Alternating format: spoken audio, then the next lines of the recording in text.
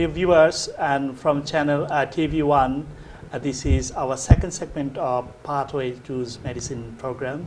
And this segment we have got new panel members. I'm introducing Saji. Good evening. Yes, Saji, thank you for joining us. And I know you are one of the foundation trainee doctor. What grade? You are FY1, foundation year 1 doctor of That's correct. So I studied in Holland at Leiden University, and after graduating I worked there for a year, did FY1 there, and then came here to do FY2 at Okay, thank you for joining us today here. Then on my left, and Ali, probably viewers, those who have been watching this show from the beginning, probably you already know Ali is one of the year 6 medical student from Cambridge University. Yeah. Thanks for joining us again on this Thanks segment. for having me. It's great fun. Okay, good. You have already advised, gained some experience how to answer if someone call in our studio. Now we have got another panel member. Is Akib. You are a year 5 medical student at Imperial College London. Yeah, that's right. I'm fifth year at Imperial. Okay, Akib, can we start something? You know, we are asking on first segment panels, what was your motivation to become a doctor? Then we'll go for different segment. On this segment, we'll be talking about UK CAT and Bmat. So I went through a number of career options. First of all, I wanted to be like an accountant because I used to like maths. But then I did some work experience and it was really, really boring, really repetitive. And then I went on to do some work experience in the hospital, my local hospital in Essex. And it was just great seeing, life-changing surgeries and operations and heart surgery. And it just really motivated me to, go and pursue a career like this. Okay, then you can see every day something new. It's not some kind of boring. That's what, can you remember Ali, during first segment, Chris was mentioning about, this is a test of whether you like, in the work experience actually, whether you like this particular area. Yeah. If you like medicine, like when you went for training, doing some work experience in the accounting, you found this boring. For yourself, maybe some other, they like these kind of things. So, but well, thank you. And on this segment, what we'll be talking about giving, actually you are the panel member, and you'll be giving the information to our viewers about UK CAT and Bmat. And Saji, would you mind to start a general overview of the UK CAT exam format? I think the UK CAT, he's an expert in that. Okay. So you'll be talking about UK CAT. So the UK CAT is a very traditional exam which has been going on for many years, and it's really like an IQ test which is kind of designed to assess your personality and your quick thinking skills. So it's used by a lot of medical schools, and it's almost a 2-hour exam. And 2 hours exam. Yeah. How many questions there? So there's almost 200 questions in total. But the way that it is that you can sit it whenever you want, between July and October. And like year 11 or year 12? Or? So year 12, yeah. Year 12. And so you can book at And time between July and? Between the middle of July and almost this kind of time, the start of October. So you can go and book at your local test centre, the same place where people do their driving theory tests. And there's 5 different sections which people are examined on. Okay, 2 hours questions. How many questions in total? So it can vary each year, but around 200 in total. But there's 5 different sections which I can quickly... What kind of questions they normally test? So the first lot of questions are very similar to verbal reasoning questions, where... Like the grammar school test, verbal and non-verbal reasoning. So people are given a... So there's a bit advanced verbal reasoning. So people are given a passage and they've got to read it and scan through the answers, and they're given 4 different questions for each kind of passage, and they need to just try and get to the answer as quickly as possible. And it's a little bit like comprehension, but doubled speed, and it's very, very time pressured. On top of that, the next kind of set of questions is what people call quantitative reasoning, which is just very basic maths problem solving. And this is the one that most people kind of enjoy because they're most used to it. And it's one of the ones where you can do quite well in. Okay. And then there's a couple of weirder sections such as abstract reasoning, which is trying to have a look at what kind of patterns you can see in different shapes and stuff like this. And it can be a little bit hard to kind of gather at first, but once you've got the hang of it, it's quite kind of a little bit fun trying to figure out what patterns you see in different shapes. So it is not a very easy test. So I presume there are preparation needed for these exams. Yeah. So because it's so different to any other GCSE and kind of A-level exam that you've sat in the past, where you've got a textbook, you can open it and revise whatever kind of content you want. The thing about the UK CAT is there's not many people sitting the exam, maybe a handful of friends at school. So the best way to prepare is, you know, go out there, do loads and loads of questions, and eventually practice does make perfect. And that's very true. Practice makes perfect. Especially these kind of things when you don't get lots of textbook or for preparation. yeah. And any pass or fail marks for UK So CAT? there's no pass or fail mark with the UK CAT, but it's scored between like 300 and 900. And one thing to just bear in mind is that every university uses it so differently. So like a university in London might use the UK CAT differently to how a Manchester University or Liverpool University up north uses it. So a good score So is... UK CAT is actually is varies from university to university. So the exam Like is the same. as Ali mentioned, and Cambridge, Oxford and Imperial, they do BMAT. Yeah. And other medical is UCL also they do BMAT. And the King's or Queen Mary or St George's, probably they follow UK CAT. So the exam is the same no matter what university you're applying to, but the way that the university uses it as part of the application process, that varies from university to university. So try and get a score of around 650 to 700, that's quite a good score. This is a bit sort of like a reassuring score, like it's a safe zone you are. Yeah. If you score 650 to 700. Yeah. It's a good score. Yeah, like for instance, somebody like all A star got offer from medical school, but UK CAT score was low. Yeah. Can it affect? So it can affect, but again, this is the thing is, you get your results straight away after you've sat the exam. So you'll have your results in your hands before you go and apply to the medical school.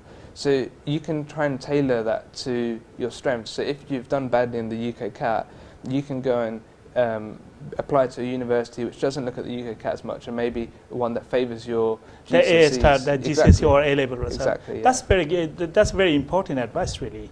You know, if you do not feel the requirement of the medical school, how intelligent you are, it doesn't matter really. Yeah. So that's very. So now we'll come back to you again more about the UK CAT. Now coming to BMAT, Yeah. Saji. So the Bmat stands for Biomedical Admission Test, and it has 3 sections to it.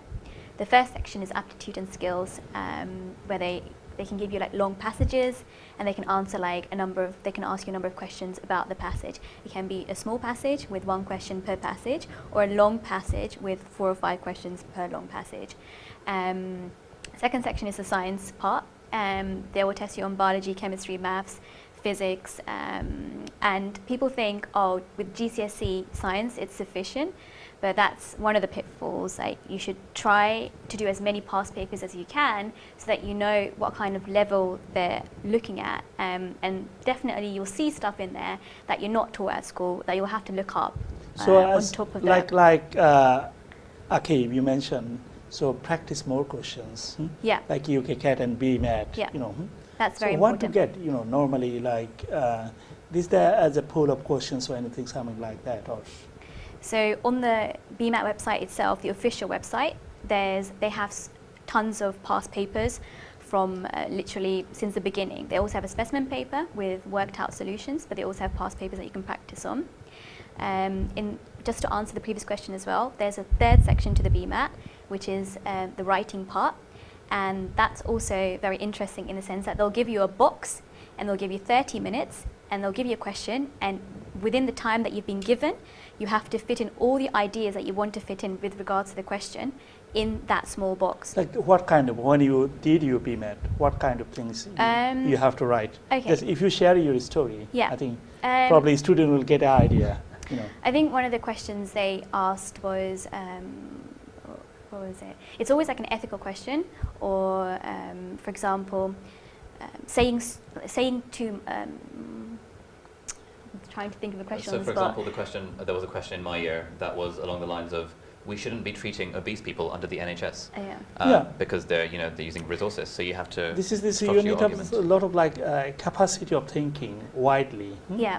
So thank you for reminding me. So basically, the questions are usually like they'll have a statement, and then the next part will be like tell us like what the statement means, and the second part of the question would be like argue to the contrary, and the third part is like to what extent do you believe in that statement. Oh, wow, this is something of the reflective or analytical writing. That's not very easy. It is tough, but like we said earlier, the more you practice, the more you kind of get the gist of how to answer the questions.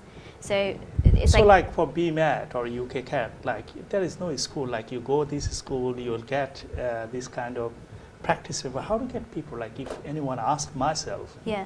how do we get information for this kind of? So this is one of the big things actually, because with both the Bmat and the UKCAT, the Bmat you're lucky that you have a lot of past papers, whereas the UKCAT is so different. There's no past papers out there, so there's lots of different resources that people can use. So there's lots of books out there, but the thing which I didn't mention earlier is that the UKCAT is a computerized exam, so it's really good to practice. Past papers like Bmat. Yeah, it's really good to practice like on the computer through different practice resources online, and there are lots of like preparation courses outside. Preparation course, some commercial course. Are they useful? What do you think? There's a like, variety. do you have any kind of experience? Like, yeah, so I mean, we both have experiences because we both run courses. UKCAT and Bmat. That's so good to know, actually. I run Bmat courses, and they run Bmat and UKCAT courses. I think it depends on what principle the course is based on.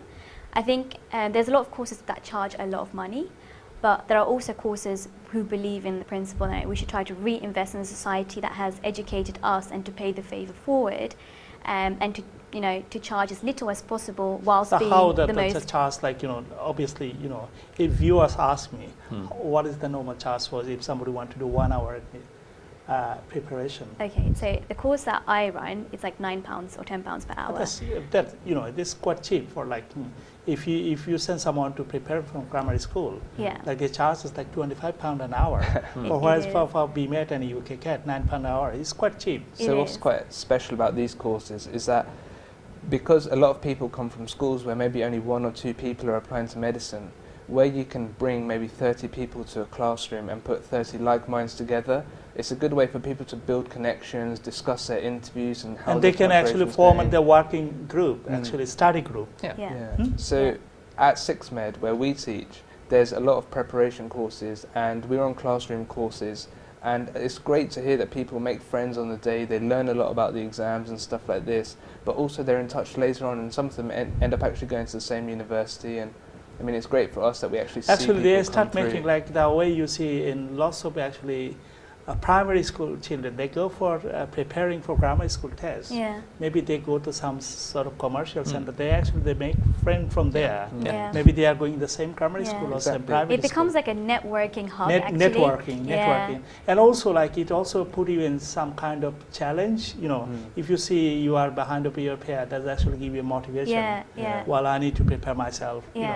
Because you keep comparing yourself against like what is the other person doing? What could I be doing that I'm not already doing? And that kind of inspires you. And also they get a feedback, like as he mentioned, 650 is sort of like safe zone. And as a tutor, if you say, well, you are scoring 500, you need to work a bit harder to prepare yourself for UKCAT and Bmat. This is actually these are very useful. And I think if our viewers, if they contact us through the email, I'll be definitely happy to pass it to, Thank you. And, at least they can get some kind of free idea as well. If they think, well, this is some place to join, and why not? You need to go in the right place. I know a few students, the charges 80, especially Oxbridge one. Like I knew a few of our students at this who have come to Imperial as direct. They actually charge huge, like £100 an hour. Yeah, people pay a lot for these things. Yeah. And it's sad actually, because like parents put so much effort into like educating their kids, and the amount of money they have to invest in their kids before they get into university is huge, and not everyone can afford that. Yeah, not everyone. Well, we know at least there are cheaper options, and some people like the reason like today we are this show, doing this kind of show. Actually, this kind of motivation for like all like the first segment, second segment, you have sacrificed your own time. You could have watching it, going to theater, watching a movie, but you came to the studio just educating and guiding potential applicants. It's really great job. Thank now, you. now I'm going to Ali. Hmm. What are the common pitfalls of these UK CAT and BMAT? I like pitfalls things. Yeah. Pitfalls, Because, yeah. So common pitfalls. I think the commonest pitfall is that people think you cannot prepare for these tests. For some reason, there's a myth that, oh, there's no way of preparing for the UK CAT, there's no way of preparing for the BMAT. That's what I actually learned. They Yeah. were telling there is not dedicated sort of things, you know. Mm. You get that many question paper, that many. Yeah, so that's one thing I would say is a common pitfall. There are ways, as you know, to prepare for any exam, and you can absolutely prepare for the UK CAT and for the BMAT. I think other pitfalls is that people don't research the universities that they're applying to. For example, you get your UK CAT score, you should look on the websites of every university you're applying to make sure it meets the threshold. And there are so many students we see every year that get an instant rejection because they just haven't read the content on the website. So those two are probably the biggest pitfalls, I would say. And do you want to add on anything, any pitfalls? Because you are helping, like you deal with a lot of students. Yeah. I think one of the things is also the timing. Timing, yeah. For any kind of exam, really, timing. Yeah, but with the BMAT, you're racing against the time, and so when you're in that exam and you're doing the exam, when you're in that room doing the exam, just remember if you can't answer a question, just move on. Like skip. You just have to forget about the previous question. Carries equal marks. Yeah. So if we find it's challenging and difficult, you cannot think about that. Move to next one. And just circle any answer. Don't skip it because you'll get a point. Then you don't get minus points for the exam. Okay, that's and the Royal College of Physicians in the old days they used to do negative marks. Oh, gosh. Yeah, That's horrible. Now it's no longer there. Yeah. Yeah. It's actually putting more pressure. Yeah. Okay. So that's one of them. Timing. So I think on top of that actually is even with the UK CAT, timing is so crucial that you don't have to answer all of the questions in the order that they appear. Sometimes it's good to just skip a question. That one you are comfortable with, and come go back for to that it. one. Yeah. And you can just make any mark you didn't answer, then you can Because come back. if for example you run out of time, you might have missed 2 or 3 questions at the end, but they could have been really, really easy questions which could have changed. That's actually, that's actually a Yeah. very Your score important point you completely. mentioned. That one you find comfortable, go for that. Yeah. Yeah.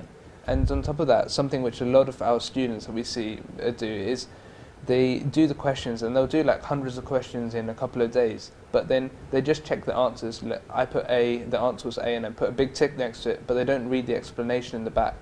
But you might have spent 40 seconds doing a question, but the way they did the question in the back of the book might have taken 10 seconds. So a lot of people this don't is all review kind the of, answers. all kind of exams are very tricky. Yeah. You need to read the instruction very Yeah, carefully. yeah. What actually they are asking for. Yeah. Especially with things which people are doing every day, like maths questions in both the UK CAT and BMAT. You get the question right, so you think, why bother reading it? But really, they might have done it completely differently in the back of the book or whatever resource you're using there, and that's where you get all the key skills from. Because none of these exams are too difficult. It's more about being quick and fluid with how you go about. Yeah, doing that's things. very true. That's very true. Yeah. Hmm? Just to add on one point I just remembered, when you're reading the passages for section 2, read the question first before you read the passage, because then you're actively thinking whilst reading the passage. Okay, that's a very important point. Because of time pressure or time challenge. It's just if you were to read the passage first before answering What actually the in the question, question, what they will be actually asking Yeah. for, you can actually look go actively. back. Yeah, that's a very important point. Lots of actually exams, you have to know the exam technique. Yeah. I think I want to add on that pitfalls Yeah. if you're not familiar with the exam techniques and these kind of things, these are the very challenging exams. Yeah, absolutely. Technique is one of them. If you're not familiar with the good technique, as you mentioned, that's a very important point. Yeah, I just remembered. So, okay, thank you. So, do you want to say anything more about UK CAT? Any information? So what I'd like to add actually is, because these exams are quite different, if you actually take 1 or 2 days and don't do time practice, okay, just the very first couple of days of your preparation, just go through and look at all of the different question types, following on from what you said about exam practice and knowledge and skill. If you go through the UK CAT, it might be such a weird exam you've never actually come across before, but when you start thinking about it, every section might only have 5 or 6 different question types that come up every year. And if you're familiar with them and you keep practicing them, you'll know where your weaknesses are. And if you focus on your weaknesses with anything you do in life, you will improve, and that's the only way to boost your score. And with all of these exams, timing's crucial, but one thing you should always do is mock exams. Mock exams. There is no alternative to doing mock. Yeah. Exactly. As actually mock, you prepare for, give you an overall idea. Are you really ready for the exam? Yeah. Exactly. And do it under time conditions. I think Under time some conditions. of my students, they'll just do the mock exam, take hours to do it. That's not good. Yeah, that's not good. Do When you get enough time, you can actually do good writing, like passes 2 or 3. Yeah. You can think a lot. Yeah. But with that time Yeah. limit, whether you can complete this task. Yeah, perhaps you can start off practicing exams under unlimited conditions, but then at one point switch to Okay. getting Okay. it done under the time. Under the time. Yeah. So what's the pass score? Or I was asking him, like, Yeah. UK. For Bmat, it's like scored between 1 and 9. So that's section 1 and 2, I believe. And the average is 6. No, 6. 5, sorry, 5. And then you would have got like 50% of the paper right. Above average would be then 6. And I think 3% of the population gets like 7.5. Okay. If you get 7.5, that's actually the medical school like Cambridge, Oxford, and Imperial. Yeah. They're quite interested. Or Yeah, is and it one they of the become quite interested. Yeah, then you are one of the top scorers. So think about That's in the world, not just in Yeah. the UK, in the world. In the Yeah. world. Yeah. Thank you for that useful information, viewer. And we are just nearly ending up this segment of the show. If you have any questions, please email us, and you can see the email pathways@tv1uk.com, and also you can call our studio number. And please, if you have any queries, especially parents, please communicate with us via the email or phone studio. We'll be happy to answer your questions, not only today, after the show today. Keep in touch with us. Thank you, Sajia, Akib, and Ali joining us. Thank you. in Thank this you for segment. having very us. much. Thank you. Thank you.